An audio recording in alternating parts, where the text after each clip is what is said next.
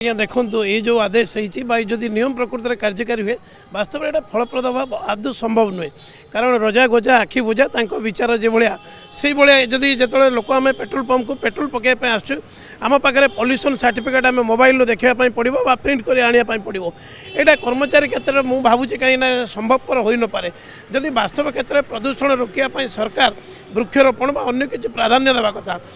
ଆପଣ pollution certificate ପାଖରେ ରଖିଛନ୍ତି? हाँ पल्यूसन सर्टिफिकेट पाखे अच्छे कि आम देखे देवु कि मो देखा अन्य मान गोटे क्रमागत भाव आपणकर भिड़ हम जो भिड़ कि आमर समय अति निहाती दरकार रखा आवश्यक एवं जो सरकार नियमटा जो कर देखी कौ माने राज्य को देखी दृष्टि रखी बोधे दिल्ली को देखी यहाँ करेंगे आगू जमी प्रदूषण न हुए यहाँ उचित पदक्षेप किंतु पेट्रोल टांकी प्रदूषण जदि आप सर्टिफिकेशन करेंगे ताल मुझे भावुँ तो सबू गाड़ी पल्यूशन सर्टिफिकेट 2 मास भर सरीज समस्ते प्रदूषण नियम माने किंतु तो प्रदूषण मुक्त जदि राज्य करने चाहते सरकार एवं जनसाधारण को सचेतन करूँ वृक्षरोपण करूँ विभिन्न पदक्षेप नियंतु।